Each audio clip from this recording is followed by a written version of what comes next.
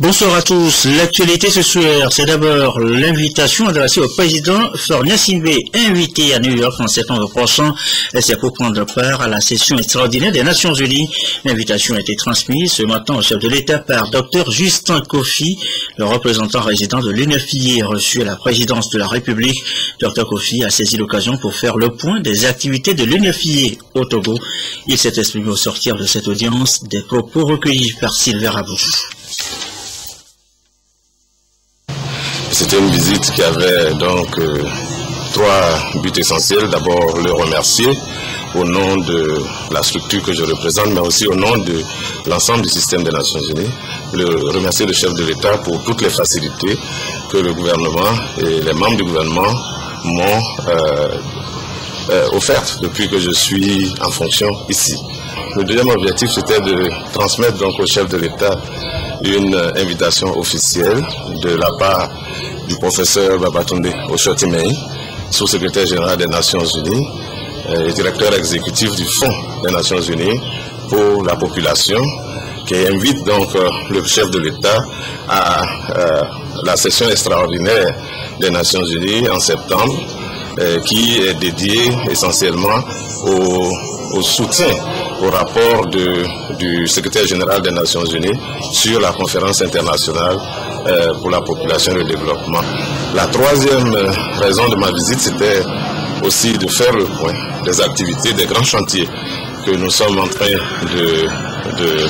de mettre en œuvre. Vous savez que le chef de l'État a lui-même lancé la campagne pour l'accélération de la réduction de la mortalité maternelle en 2010, et aujourd'hui nous sommes venus lui dire qu'à la suite nous sommes en train d'esquisser un certain nombre de chantiers.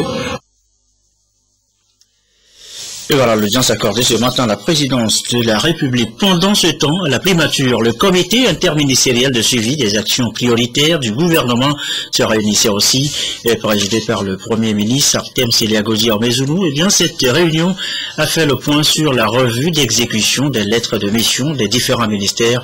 Et voici les précisions du professeur Massina, c'est lui le secrétaire général du gouvernement. Il est au micro de Ramdan Bassina. Le Premier ministre fait tous les trimestres une revue d'exécution des lettres de mission par les ministères. Et à la dernière revue, on s'est rendu compte qu'il y avait 8 ministères, une dizaine de ministères qui avaient des problèmes particuliers pour faire exécuter les investissements qui ont été prévus dans ces lettres de mission.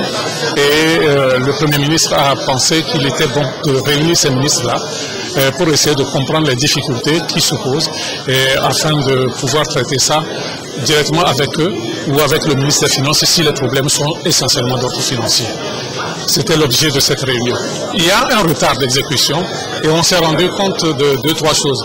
C'est que les procédures de passation de marché n'ont pas été enclenchées à temps dans ces ministères-là. Donc le Premier ministre a donné instruction pour que les formalités se fassent rapidement et en rapport avec la Direction nationale des contrôles des marchés publics pour que les choses soient facilitées. La deuxième chose, c'est qu'il faut que les avances de démarrage soient faites dans les délais lorsque les décomptes ont été faits après les contrôles. Et que donc ça relève du ministère des Finances. Et la troisième chose, c'est qu'il faut suivre l'exécution par certains entrepreneurs des marchés qu'ils ont, parce que certains entament bien, mais ils arrêtent à un moment donné, prétextant qu'ils n'ont pas reçu d'avance, alors que d'autres reçoivent des avances mais ils ne progressent pas. Donc il faut non seulement enclencher les formalités de passation de marché public dans les délais, il faut non seulement débloquer les avances de paiement dans les délais qu'il faut, mais surtout suivre l'exécution par les entrepreneurs pour attirer l'attention du ministre sur les difficultés d'exécution afin que le Premier ministre soit renseigné et que des dispositions soient prises. Fin ce mardi du dialogue politique ouvert il y a une quinzaine de jours. Les discussions ont été sanctionnées par un rapport, un document qui sera transmis au Premier ministre. Il comporte le point d'accord et de désaccord entre les parties prenantes. On écoute tout d'abord les impressions de Maître Dodi Apévon au micro de Essoram Théoto au sortir de ce dialogue. Bien, on reviendra donc sur l'élément tout à l'heure dans le courant de cette édition. Il est 20h08. Ça y est, c'est parti depuis ce mardi pour l'examen du BEPC, le brevet d'études du premier cycle, le sésame pour les études au lycée. Tôt ce matin, à pas pressé, les candidats ont convergé vers les différents centres d'écrit, confiants d'affronter les premières épreuves, la SVT, la science de la vie et de la terre et la dictée question. Reportage au lycée de Zanguera et au complexe scolaire Amitié Concorde, Dajido Gome, Emmanuel Adjaglo, Rachel Aokou. C'est parti pour l'examen du BEPC 2014. Ici, au centre d'écrit de Zanguera, c'est l'appel des candidats. On compte 669 élèves inscrits. Ils ont démarré l'examen par la SVT, Sciences de la vie et de la terre. J'ai trouvé magnifique. Si je peux dire à mes professeurs que si les autres épreuves peuvent être comme ça serait bon. L'épreuve de SVT était abordable. Bon. On prie que les autres épreuves aussi soient comme ça. Là, moi j'espère que je vais avoir mon PC. Après la SVT, place à la dictée question, une dictée à laquelle les candidats devraient donner un titre. L'après-midi, ils vont venir composer en ECM. Demain, ils vont continuer. Demain, le mercredi 4 juin 2014. Le matin, très tôt, ils vont composer en mathématiques. Ensuite, ils vont composer en anglais. Dans l'après-midi, ils vont composer dans les langues. C'est-à-dire en évé, en arabe ou en kabyé. Le jeudi, le matin, ils vont faire les séjours de 7h30 à 9h30. De 10h, ils vont composer en sciences physiques. Et dans l'après-midi, ils vont venir composer dans les matières facultatives qui sont le dessin ou l'enseignement ménager ou l'agriculture ou la musique. Et le vendredi, le 6 juin, nous allons finir de 7h30 à 9h30 par la rédaction. Même constat dans d'autres centres d'écrit, l'examen a démarré dans de bonnes conditions selon les responsables. Ils en ont pour 4 jours, ils participent sur tout le territoire togolais, 92 020 élèves. Bon démarrage également des épreuves à Kara. Là aussi, l'on note un certain enthousiasme des candidats à aller au front et à passer le cap de ce diplôme qui ouvre grandement les portes du lycée de Kara. Voici la correspondance de Nestor Moujou. Dernier coup d'œil sur les parties difficiles à retenir avant d'affronter la première épreuve. Ces élèves se présentent à l'examen du BEPC, brevet d'études du premier cycle. C'est au collège d'enseignement général de Pia que le ton de l'examen a été donné par le ministre des enseignements primaires et secondaires. En dehors du CEG de Pia, le ministre s'est rendu dans d'autres centres d'écrit de la préfecture de la Kouza pour se rendre compte du déroulement du BEPC 2014. De Kara, le ministre a souhaité une bonne chance à tous les candidats. Nous souhaitons à tous les candidats du Togo une bonne réussite au BPC. Les enfants sont en train de plancher.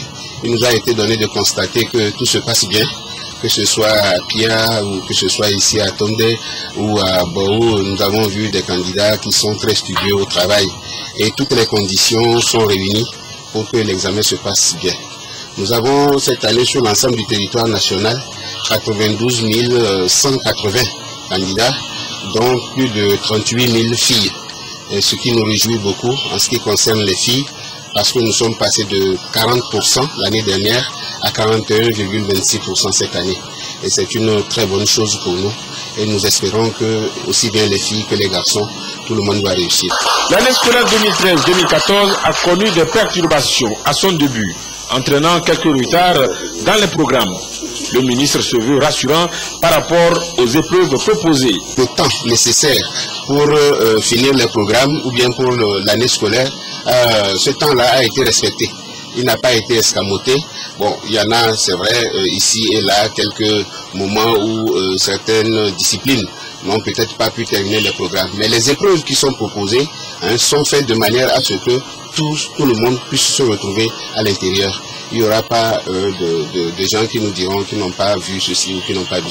Les candidats vont se soumettre à cette épreuve fondamentale et ils ont le choix de composer dans 2 matières facultatives sur 9 retenues. Les 92 150 postulants au BPC cette année sont répartis dans 250 centres d'écrit, dont celui d'Accra au Ghana.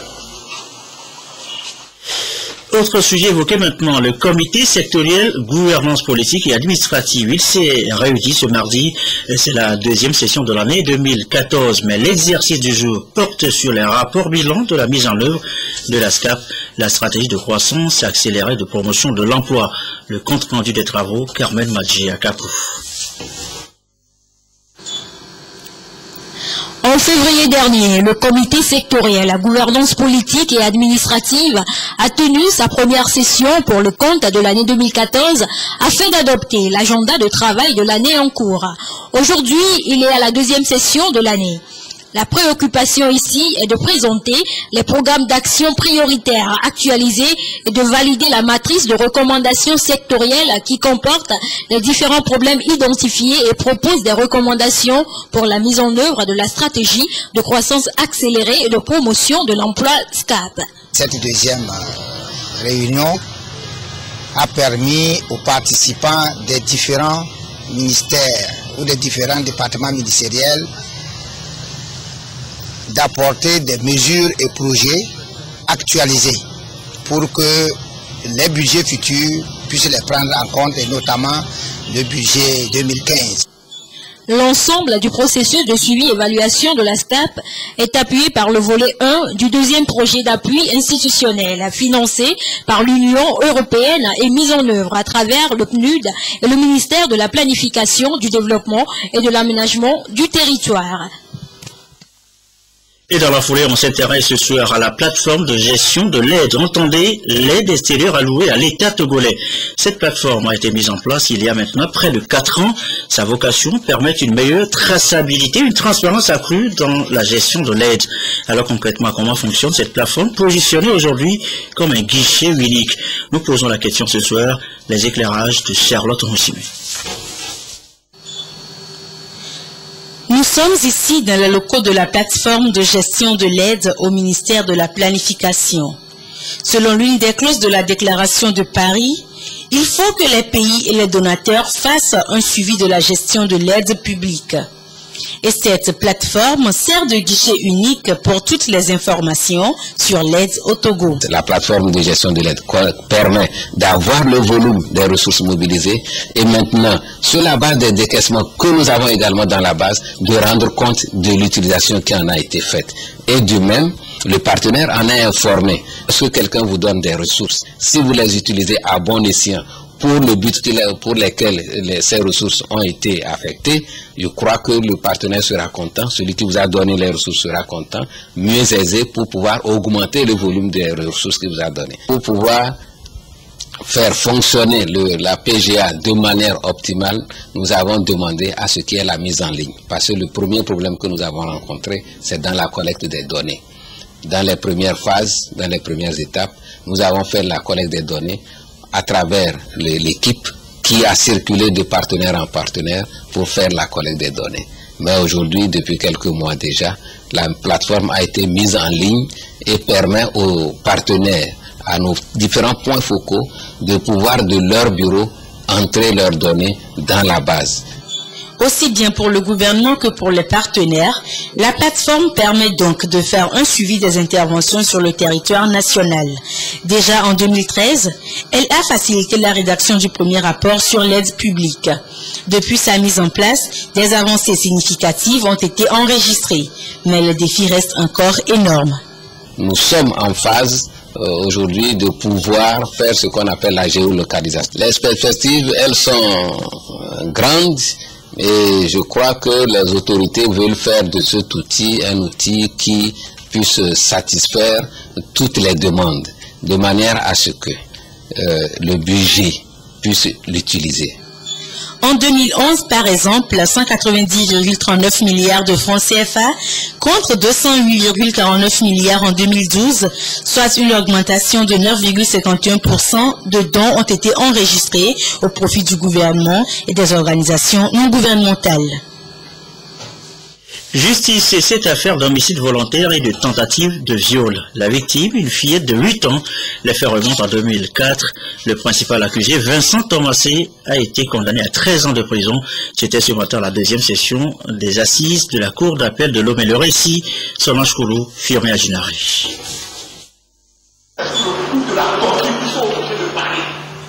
Il s'agit d'une affaire d'homicide volontaire et de viol sur une mineure âgée de 8 ans nommée Fiobedi Amehonou. Les faits remontent à 2004 à Clochomé dans la préfecture de Ao où dans la nuit du 12 au 13 février 2004, la victime a été retrouvée morte avec une partie de son organe génital amputé. Après des enquêtes, le sieur Thomasé Vincent, qui a été appréhendé par la gendarmerie de Notien, a dénoncé les nommés Miki Megbe Medesero et Seignon Seto comme ses complices. Après audition des accusés, il ressort que le nommé Thomasé Vincent est le véritable coupable qui a dénoncé des personnes jugées innocentes, dont Seignon Seto, qui malheureusement est décédé. Thomasé Vincent a été condamné à 13 ans de réclusion. Vu les articles 15, 17, 44 et 45 du Code pénal, condamne par conséquent le nommé Thomasé Vincent à la peine de réclusion criminelle de 13 ans pour homicide volontaire à but rituel sur la mineure de Fiobedi Amehonou. Acquitte l'accusé Mechingbe Medeseo. L'audience est levée. L'avocat de la défense a plaidé la relaxation de ses clients, mais la Cour en a décidé autrement. Pour ma part, il n'y a aucun crime. Pour la simple et unique raison que dans le dossier qu'on m'a confié et que la Cour elle-même a étudié, il n'y a aucun certificat médical attestant qu'il y a eu décès, aucun certificat de décès également. Aucune preuve du décès de la mineure de 8 ans. Alors, comment peut-on condamner quelqu'un dès lors qu'il n'y a pas toutes ces preuves-là? Donc, je ne suis pas du tout content en ce qui concerne l'accusé Thomasé Vincent, parce qu'il aurait dû également être... Les sessions de la cour d'assises se poursuivent demain. Nous l'annoncions tout à l'heure dans le courant de cette édition. Fin ce mardi du dialogue politique ouvert il y a une quinzaine de jours. Les discussions ont été sanctionnées par un document qui sera transmis au Premier ministre. Il comporte les points d'accord et de désaccord entre les parties prenantes. On écoute tout d'abord les impressions de Maître Dodi Apevron qui ne cache pas son amertume. Il est au micro de Essora Théotéo. Le dialogue doit nous conduire à régler les points de désaccord. Si un effort ne peut pas être fait pour que les points de désaccord soient réglés, pour nous, c'est inutile de faire cet exercice d'aller adopter un rapport constatant que seulement on ne s'est entendu sur rien du tout. Les autres partis approchés n'ont pas voulu faire de déclaration. En revanche, on va faire le point de ce dialogue avec Monseigneur Bariga, le facilitateur de ce dialogue intertogolais. Nous venons de terminer donc ce soir les travaux du dialogue entre partis politiques parlementaires et avec l'adoption du rapport final. Et comme c'est la mission qui nous a été confiée, nous allons remettre donc le rapport au Premier ministre pour les suites à donner à ce document.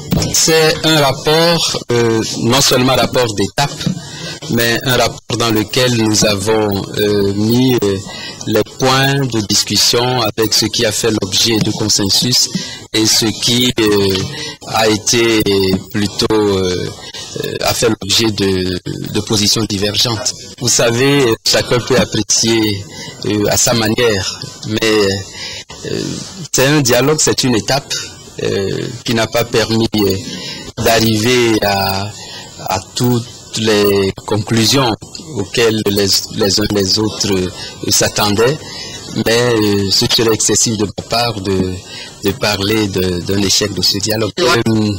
À un certain moment de ce dialogue, lorsqu'il s'est agi de faire le point sur les positions des uns et des autres concernant le mandat présidentiel et le mode de scrutin, et qu'on n'arrivait toujours pas à trouver un consensus, certains partis politiques ont estimé que si on ne parvenait pas à cela, le dialogue n'aurait plus de sens. Et donc ils n'ont pas voulu signer le rapport, un peu comme une protestation par rapport au fait qu'on ne soit pas parvenu à un accord sur des points aussi importants. J'imagine que suite donc à ce dialogue, il y aura de la part du gouvernement une réflexion et que probablement à l'Assemblée aussi il y aura des débats concernant les sujets qui ont fait l'objet de nos discussions. Au fond, je crois que cela a été déjà précisé dès le point de départ, que le dialogue que nous avons mené n'avait pas comme vocation de se substituer à toutes les institutions et de prendre des décisions qui allaient s'imposer d'elles-mêmes à tout le peuple. Il était convenu que nous devions, au sortir de ce dialogue, faire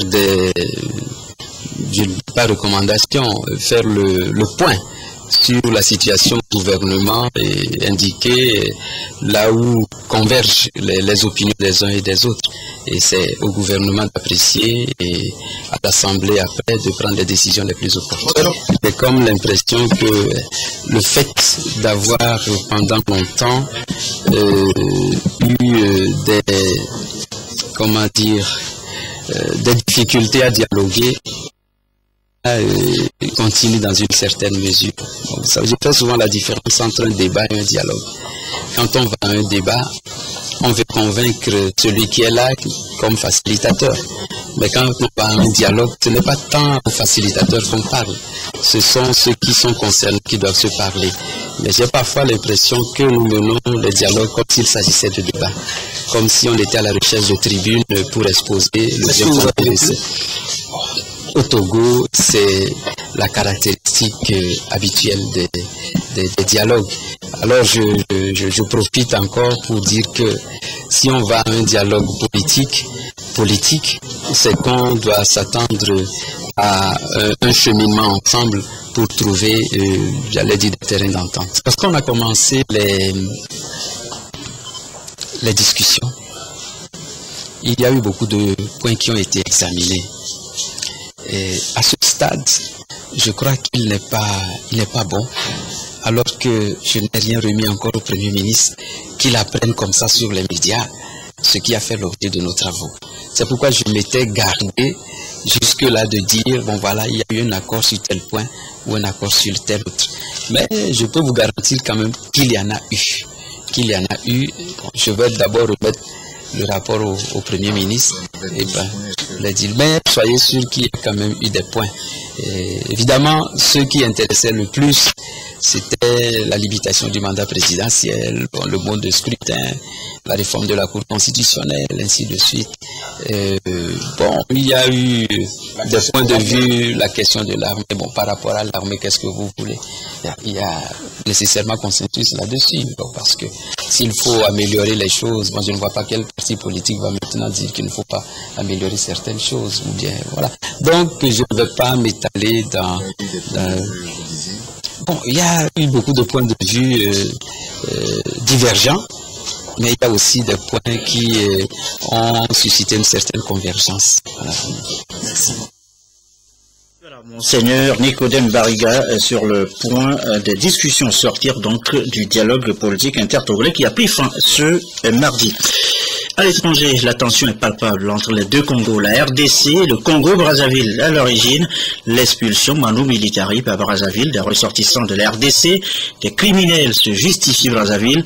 Kinshasa n'a pas du tout apprécié. Dans tous les cas, les délégations des deux pays se sont rencontrées pour apaiser les tensions ce jour. À Kinshasa, c'est le beach réservé aux officiels. Lundi, c'est ici que le ministre de l'Intérieur est venu attendre son homologue du Congo voisin. Le voici qui arrive à la tête d'une importante délégation pour 2 jours de discussion. Objectif, apaiser les tensions. Car après l'expulsion par Brazzaville de plus de 130 000 ressortissants de RDC, les relations entre les 2 Congos sont au plus bas. Le gouvernement de la République démocratique du Congo est en droit de chercher à comprendre pourquoi le gouvernement de la République sœur du Congo a provoqué des mouvements si indélicats qui ont entraîné le retour de plus de 130 000 de ses ressortissants sans en avoir prévenu au préalable le pays d'accueil. Face à la salve de critiques, le représentant du Congo-Brazzaville se montre imperturbable. Simple opération anti-criminalité, dit-il, elle ne concerne que quelques milliers de délinquants. Environ 2000 apparaissent sur notre fichier. Le reste, près de 128 000, est pour nous constitué des retours volontaires. Nous précisons bien des retours volontaires parce que se sentant concernés par le manque de documents.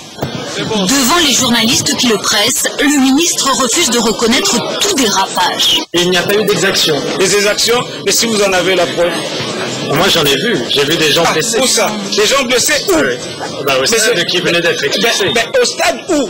Ici à Kinshasa. Ah bon, voilà, c'est pas à Brazzaville que vous avez vu. Des points de vue diamétralement opposés donc. Malgré tout, les 2 Congos devraient tomber d'accord sur un point, la mise en place d'une commission d'évaluation et d'enquête, sans stopper pour autant les expulsions. Autre zone de tension, Abuja, au Nigeria, désormais frappée d'interdiction de manifester. Les autorités disent craindre l'infiltration des islamistes de Boko Haram. La secte détient toujours, vous le savez, les quelques 200 lycéens enlevés dans le nord du pays, ce contre quoi manifeste la campagne Bring Back Our Girls. Cela dit, retour chez nous, au Togo, avec, vous allez le voir, ces images de maisons, d'églises même, démolies ce mardi dans le canton d'Aguanivé à Toti, banlieue de Lomé, des constructions érigées sur la voie publique et importées par l'opération dégagement des réserves administratives et des rues. C'était l'acte final ce mardi. Les Gérald Agoudou, Prudence Issou.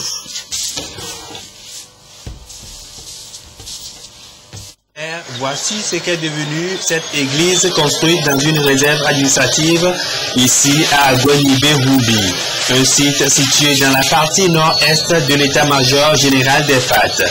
Malgré des avertissements et préavis adressés par la délégation spéciale de la préfecture du Golfe, ces occupants n'ont toujours pas libéré les lieux. Et ce matin, ils ont reçu la visite de ce caterpillar qui rase tout sur son passage. Ils tentent de récupérer le nécessaire. Ici, le pasteur désespéré assiste impuissant à la démolition.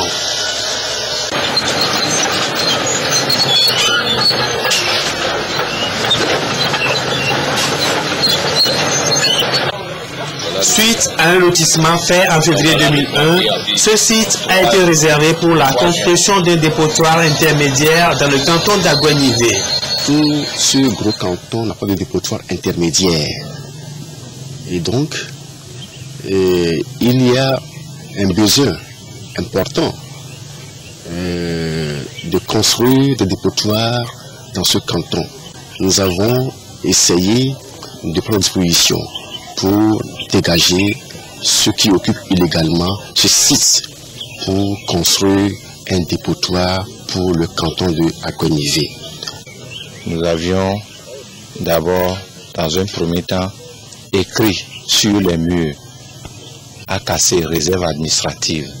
Nous avions invité les occupants depuis 2011 et nous leur avons signifié qu'ils devraient partir. Ça a traîné, ils ne sont pas partis.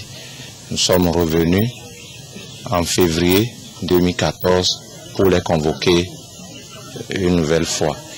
À Aguanivé-Toti, Pascal Aziamele, frigoriste de profession, devenu géomètre, occupe lui aussi une réserve administrative en construisant sur cette rue. Il obstrue le passage aux riverains et empêche l'évacuation des eaux pluviales. Tout comme le pasteur, Pascal a subi le même sort suite à son refus d'obtempérer après de multiples avertissements.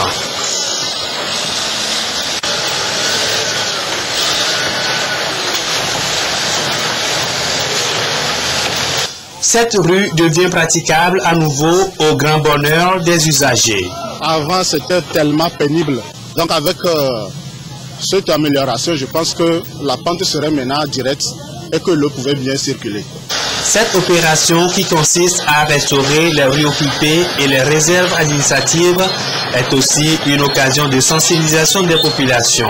Ces dernières sont invitées à consulter les services de la Direction des affaires cadastrales et domaniales, le ministère de l'Urbanisme et de l'Habitat, avant tout achat du terrain.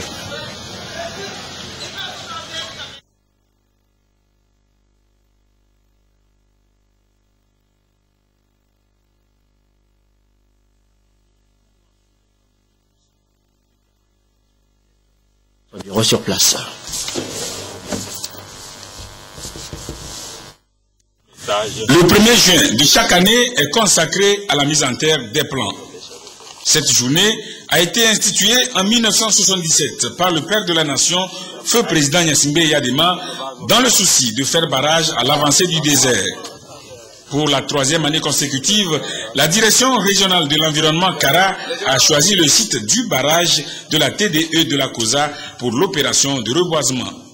Le même lieu parce que nous voulons que ce barrage soit protégé et conservé pour continuer par alimenter en eau potable parce que nous avons un problème sérieux ici, c'est l'occupation de la berge et du versant de ce barrage. Donc il va falloir faire quelque chose pour protéger ce barrage. Les plants mis en terre sont de deux types, le palmier à huile et le Kaya sénégalensis, communément connu sous le nom de Maugen, une espèce forestière. Qui n'a pas planté un arbre avant de mourir a vécu inutilement. C'est avec ces propos que le préfet de la COSA, le colonel Hemo Badebao Bakali, a invité la population de la COSA à poursuivre le reboisement sur d'autres endroits afin de restaurer la végétation. Sur ce site, 1000 plants ont été mis en terre. Pour toute la région de la CARA, la direction régionale de l'environnement a prévu 300 000 plants. C'est le lycée de Lassa Sundina qui a été retenu par la CFU, Convention des femmes pour unir section COSA pour l'opération de reboisement du 1er juin. En participant à la mise en terre des plants, ces femmes ont voulu donner la preuve de leur attachement à la protection de l'environnement. Le 1er juin, c'est la journée de l'arbre, c'est une journée retenue au Togo. Ça fait partie des programmes de la politique du Parti UNIR. Étant maintenant une association du Parti UNIR, nous sommes dans cette ligne d'accompagner les politiciens dans ce temps de mettre assez d'arbres pour beaucoup d'ombre et beaucoup de pluie. La CFU COSA a pris l'engagement de veiller sur les plans ainsi mis en terre afin que le travail effectué ce 1er juin ne soit pas un travail vain. Et voilà qui me fin à cette édition du soir. On se quitte sur les images du dialogue politique intertogolais. Les discussions ont pris fin ce soir. Un rapport sera transmis au Premier ministre. Il comporte les points d'accord et de désaccord auxquels les parties prenantes sont parvenues. Nous avons écouté largement Monseigneur Bariga dans cette édition. La météo juste après. Cléo Sabine Poco pour les prévisions. Tout à l'heure dans le journal de l'économie. Vous suivrez à partir de 20h50 le bilan de la tournée de la délégation du FNFI bouclé la semaine dernière et tout sur les dernières décisions de la BCEAO en faveur de la bancarisation au sein de l'espace UEMOA, un taux qui reste toujours faible, nous dira Mathias Souglo. 21h15, le magazine Santé d'abord avec Carole Pétou, Afin Gwedi et son invité qui nous parle tous ensemble de l'obésité ce jour. 22h30, nos dernières infos. Isidore Koubatine, merci à vous qui nous suivez ce soir à Brazzaville, au Congo, et à Kinshasa, en RDC, sur la télévision togolaise. Et comme d'habitude, toujours fidèlement. Excellente fin de soirée chez vous.